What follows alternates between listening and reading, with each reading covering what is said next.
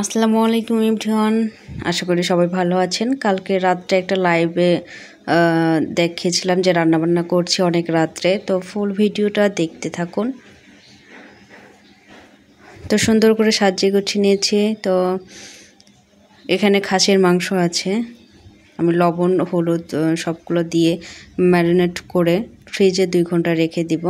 সরিষার তেল সব কিছু দিয়ে সুন্দর করে মাখিয়ে রেখে দিতে হবে।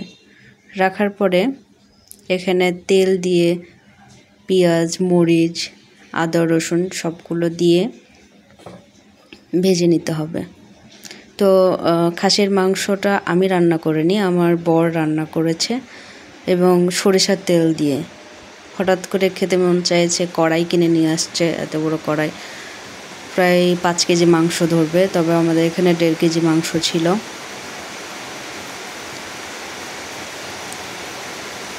মাংসের মশলা একটা নিয়ে আসছিল। তো মাংস রান্নার ফাঁকে ফাঁকে ভাজিও করেছিলাম, তাই আলু ভাজিটা ওই ফাঁকে আমি দিয়ে দিয়েছি ইন্ডাকশানে। দেখুন, আমি মরিচটা একটু ভেজে আলুগুলো দিয়ে দিব।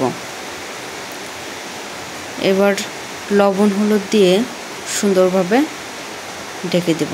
দেখুন, লবণ দিলাম, স্বাদ মতো দিবেন। হলুদ, মরিচের গুঁড়া, যদিও মরিচের গুঁড়া অপশনাল, কারণ কাঁচা মরিচ দিলেই হয়ে যায় ভাজিতে।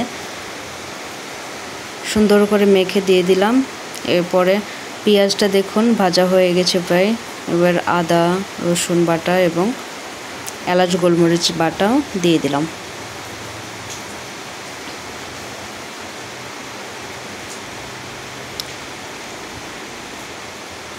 দেখুন, মাংসটা দিয়ে সুন্দরভাবে নেড়ে ঢাকা দিয়ে দিয়েছিল।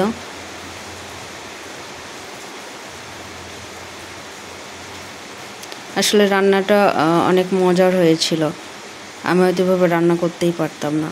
আমার বর সুন্দর করে রান্না করেছিল। তো দেখুন, ভাজিটাও হয়ে গেছে প্রায়, একটু নেড়ে দিলাম। মাংস হয়ে গেছে। সবগুলো ভিডিও নিতে পারিনি, একটু একটু করে সবগুলো দেখিয়েছি। ফুল ভিডিও চাইলে দিতে পারবো। এরপরে ভাবলাম যে আরেকটা সবজি করি, পটল আলু এবং সজনা ডাঁটা। তো এটাতে আমি একসাথে লবণ হলুদ পেঁয়াজ মরিচ তেল দিয়ে মাখিয়ে কষিয়ে রান্না করেছি।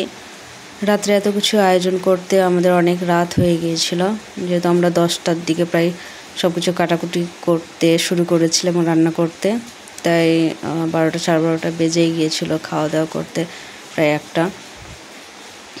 তো আমি এখানে এক পাকে কষিয়ে এই সবজিটা দিয়ে দিলাম,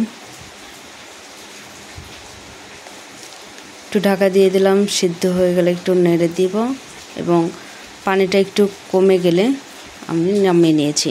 ফুল ভিডিওটা এটাও নেওয়া হয়নি, এদিকে ওটা রান্নাও চলছে, এদিকে দেখুন বাটি করা হয়েছে। এই প্লেটটাও নতুন কেনা হয়েছে। তো এই প্লেটে খাওয়ার জন্য এবং কড়াই রান্না করে, মানে স্পেশাল কড়াই প্লেটে খাওয়ার জন্যই এত কিছু আয়োজন। তো দেখুন, সুন্দর করে ভাজি মাংসর ডাল দিনের বেলা রান্না করেছিলাম। আর